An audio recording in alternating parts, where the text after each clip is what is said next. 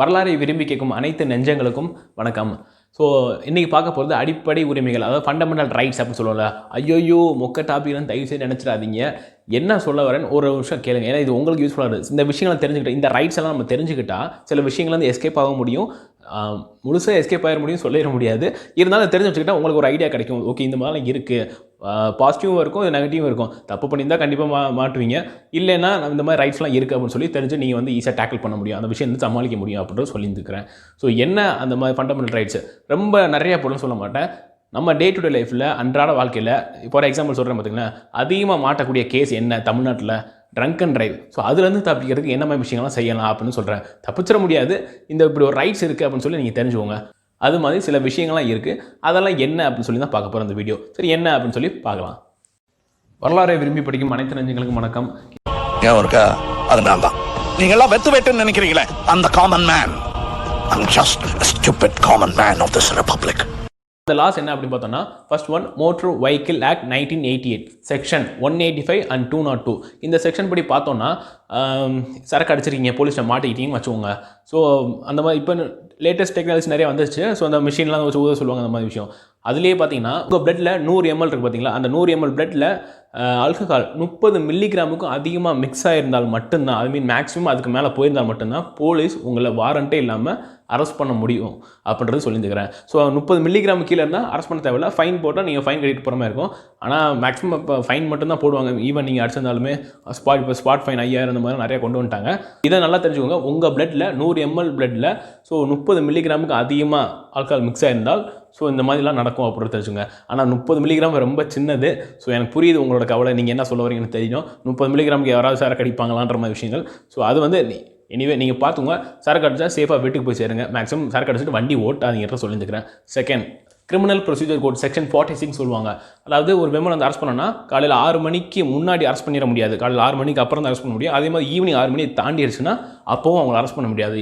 இது நம்ம பேசிக் ஃபண்டமெண்டல் ரைட்ஸில் வந்து இருக்குது அப்படின்னு தெரிஞ்சு வச்சுக்கோங்க. அதே இது கிரிமினல் ப்ரொசீஜர் கோட் 1973 படி பார்த்தோம்னா, ஒரு லேடி அரெஸ்ட் பண்ணுறதுக்கு இன்னொரு லேடி கான்ஸ்டபிள் கண்டிப்பாக, இது நிறைய மூவிஸில் நம்ம பார்த்தாச்சு.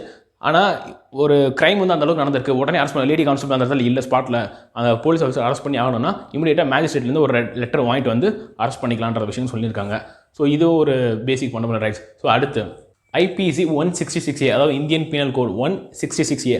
இது என்னென்னு பார்த்தீங்கன்னா, இப்போ நீங்கள் போய் போலீஸ்கிட்ட ஒரு கம்ப்ளைண்ட் கொடுக்குறீங்க, எஃப்ஐஆர் வந்து எடுத்துக்க மாட்டேங்கிறாங்க. ஏன்னா மேக்ஸிமம் அது நிறைய ரீசன்ஸ் இருக்கலாம், அது வந்து எக்ஸ்பிளைன் பண்ண அவசியம் இல்லை. ஸோ அந்த போலீஸ் வந்து கம்ப்ளைண்ட் எஃப்ஐஆர் எடுத்துக்கலைன்னா நீங்கள் என்ன பண்ணணுன்ற விஷயம் தெரிஞ்சுக்கோங்க.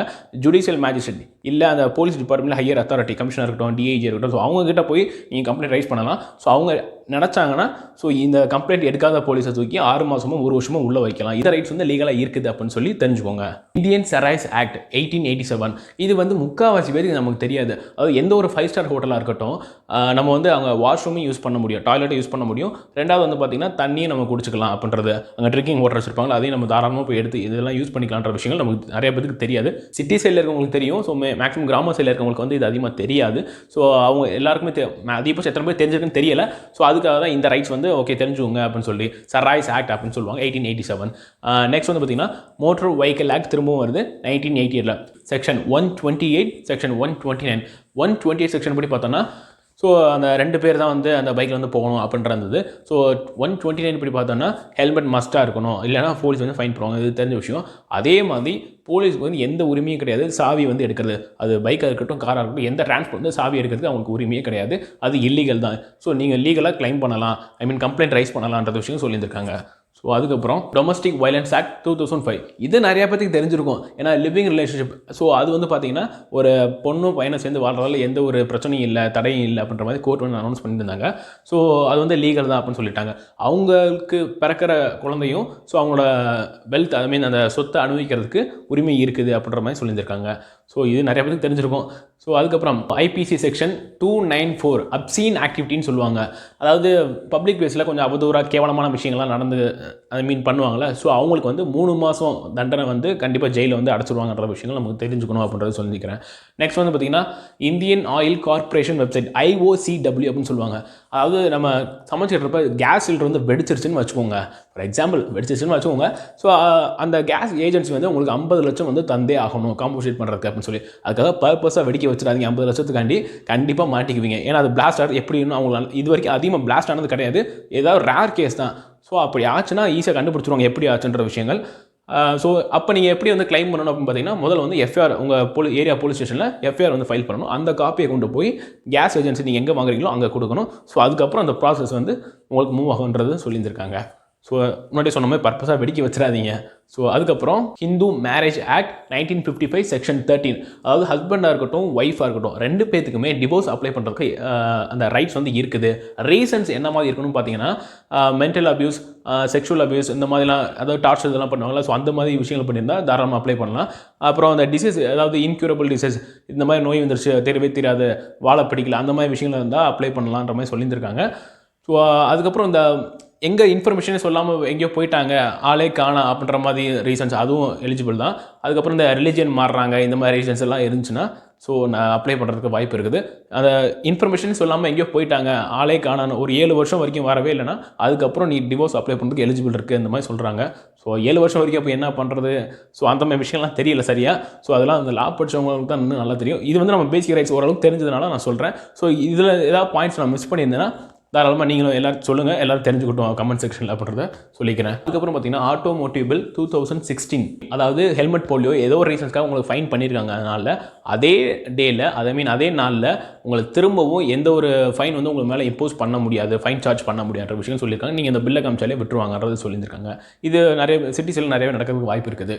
அதுக்கப்புறம் மேக்ஸிமம் ரீட்டைல் ப்ரைஸ் ஆக்ட் 2014, அதாவது அந்த ப்ரைஸ் டேக் என்ன விலை இருக்கோ அதுதான் அவங்க வந்து ரீட்டைலர் வந்து விற்கணும். அதுக்கு அதிகமாக வந்து சேல் பண்ணாங்கன்னா ஸோ நம்ம வந்து கொஸ்டின் கேட்கலாம். நம்ம ஆல்ரெடி அந்த ப்ரைஸுக்கு கம்மியாக தான் நம்ம கேட்போம், குறைச்சி தான் பார்கெயின் பண்ணுவோம். ஸோ அதுக்கு மேலே விற்க சான்சஸ் கிடையாது. அப்படியே விதால் நம்ம சும்மா விட மாட்டோன்றது நமக்கு நல்லா தெரியும். ஸோ இந்த ஒரு ஆக்ட் இருக்குது அப்படின்னு சொல்லி தெரிஞ்சுக்கோங்க. லிமிடேஷன் ஆக்ட் 1963, அதாவது நம்ம ஒரு ப்ரைவேட் கம்பெனி எங்கேயோ வேலை பார்த்துருப்போம், ஈவன் கவர்மெண்ட்டாக இருக்கட்டும். ஸோ உங்களுக்கு கொடுக்க வேண்டிய அமௌண்ட் வந்து அது அந்த பில் வந்து பாஸ் பண்ணாமல் இருந்துச்சுன்னா, ஸோ நம்ம வந்து சேலரியாக இருக்கட்டும், எந்த ஒரு விஷயமா இருக்கட்டும், உங்களுக்கு கொடுக்க வர வேண்டிய அமௌண்ட் வரலை அப்படின்னா நீங்கள் எஃப்ஐஆர் வந்து ஃபைல் பண்ணலாம் தான் அந்த கம்பெனி மேலே. ரெண்டாவது, அது 3 வருஷத்துக்குள்ளே நீங்கள் அதை அந்த வேலையை முடிச்சுருந்துருக்கணும், கேஸ் ஃபைல் பண்ணியிருக்கணும். அது 3 வருஷத்தை தாண்டிடுச்சுன்னா நீங்கள் என்ன தான் கேஸ் வந்து ஃபைல் பண்ணாலும் கிளைம் பண்ண முடியாதுன்றது நம்ம சொல்லியிருக்காங்க. Hindu adoption and maintenance act 1956, அதாவது நீங்கள் ஒரு சைல்டு வந்து அடாப்ட் பண்ணணும் அப்படின்னு நினச்சிங்கன்னா உங்களுக்கும் அந்த சைல்டுக்கும் 21 வயசு கேப், அதாவது ஏஜ் டிஃப்ரென்ஸ் வந்து கண்டிப்பாக இருக்கணும்னு சொல்லியிருக்காங்க. அப்போ தான் எலிஜிபிள். ரெண்டாவது, உங்களுக்கு இன்கேஸ் பையன் இருந்து பேரன் இருந்து ஒரு சைல்டு அடாப்ட் பண்ணணும்னு நினச்சிங்கன்னா அதுக்கு வாய்ப்புகள் ரொம்ப ரொம்ப கம்மி அப்படின்னு தான் சொல்லியிருக்காங்க. இதுதான் Hindu adoption and maintenance act 1956 அப்படின்னு சொல்லியிருக்காங்க. அடுத்து மெட்டர்னிட்டி ஆக்ட் 1961, அதாவது ப்ரெக்னென்ட் லேடிஸ் இருப்பாங்க. ஸோ ப்ரைவேட் செக்டார்லேயோ கவர்மெண்ட்டில் எங்கேயோ வேலை பார்க்குறாங்கன்னா 84 நாள் லீவு அவங்களுக்கு தாராளமாக எலிஜிபிள் தான் அப்படின்னு சொல்லியிருக்காங்க.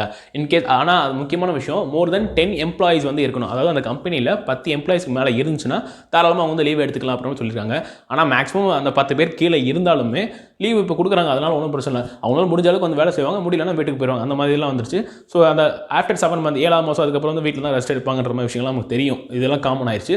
ஆனால் அப்படி லீவ் எடுக்காமல் கம்பலாக வர சொன்னாங்கன்னா, ஏன்னா அவங்களுக்கு குறைஞ்சது 3 வருஷமாக தண்டனை கிடைக்கும் அப்படின்னு சொல்லியிருக்காங்க. அந்த கம்பெனி மேனேஜரோ இல்லை அந்த கம்பெனி ஓனரோ, ஸோ அவங்க மேலே நீங்கள் லீகலாக வந்து ஆக்ஷன் எடுக்கலாம் அப்படின்றது. ஸோ அவங்களுக்கு 3 வருஷம் தண்டனை கிடைக்கும் அப்படின்னு சொல்லியிருக்காங்க. ஸோ அதுக்கப்புறம் இன்கம் டேக்ஸ் ஆக்ட் 1961, டேக்ஸ் வந்து ஒழுங்காக கட்டியிருக்க மாட்டாங்க. ஸோ அதுக்காக வந்து இந்த மாதிரி ரைட்ஸ் இதெல்லாம் வருவாங்க.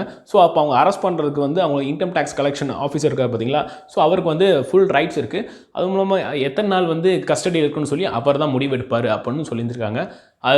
அரெஸ்ட் பண்ணுறதுக்கு முன்னாடி உங்களுக்கு ஒரு நோட்டீஸ் வந்து அனுப்பிச்சிருக்கணும். அப்படி நோட்டீஸ் இல்லாமல் அரெஸ்ட் பண்ணியிருக்க முடியாது. ஸோ அதில் வந்து தெளிவாக வந்துருக்கும். எப்படி நம்ம போலீஸ் அரெஸ்ட் பண்ண வரப்போ வாரண்ட் இருக்கான்னு நிறைய மூவிஸில் பார்த்துருக்கோம். அது மாதிரி இன்கம் டேக்ஸ் வரப்போ இந்த மாதிரி நோட்டீஸ் வந்து ப்ராப்பராக முதலே அனுப்பிச்சிருக்கணும். அரெஸ்ட் பண்ண போனாங்கன்னா நோட்டீஸ் வந்து ப்ராப்பராக கொடுத்துருக்கணும் அப்படின்ற மாதிரி சொல்லியிருக்காங்க.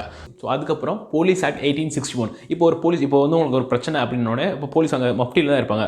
நீங்கள் போய் அவங்கள்ட்ட இந்த மாதிரி எனக்கு ஹெல்ப் பண்ணுங்க அப்படின்னு கேட்டிங்கன்னா, ஸோ அவங்க வந்து சொல்லுவாங்க, இல்லை நான் இப்போ வந்து டியூட்டியில் இல்லை அப்படின்னு சொல்லுவாங்க. ஆனால் அப்படி சொல்கிறதுக்கு அவங்களுக்கு அந்த ரைட்ஸ் வந்து கிடையாதுன்னு இந்த மாதிரி சொல்கிறாங்க. அதாவது சட்டத்தில் வந்து நம்ம இடம் இல்லை. ஸோ அந்த விக்டிம் வந்து ஹெல்ப் பண்ணி தான் ஆகணும் அவங்க அப்படின்றது ஒரு லீகல் ரைட்ஸே இருக்குது. அதை அவர் தெரிஞ்சுக்கோங்க. உங்களுக்கு இன்கேஸ் ஹெல்ப்னா யாரும் மஃப்டியில் இருந்திருப்பாங்க. ஸோ இந்த மாதிரி ஹெல்ப்னு கேட்குறப்ப அவங்க கண்டிப்பாக பண்ணி தான் ஆகணும் அப்படின்னு சொல்லி தெரிஞ்சுக்கோங்க. லாஸ்ட்டாக ஒன்று Delhi rental control act 1964 section 14.